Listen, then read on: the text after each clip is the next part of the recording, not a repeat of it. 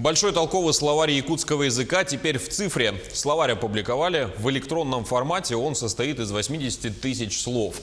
Толкование слов дается на двух языках – якутском и русском. Процесс создания печатного варианта 15-томного словаря занял 46 лет. Последний том издали в декабре прошлого года, а над электронным вариантом работали 2 года. С электрословарем можно ознакомиться на сайте Национальной библиотеки Якутии. Издание включает все лексическое богатство якутского языка с учетом его диалектных и фольклорных особенностей.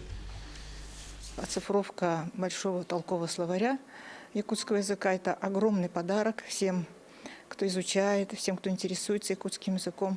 Потому что купить, допустим, все тома словаря – это, наверное, немногим дано. А сейчас любой человек с любой точки мира, в любое время может зайти к нам в электронную библиотеку и почитать все тома абсолютно бесплатно. Ему надо быть только зарегистрированным в Национальной библиотеке.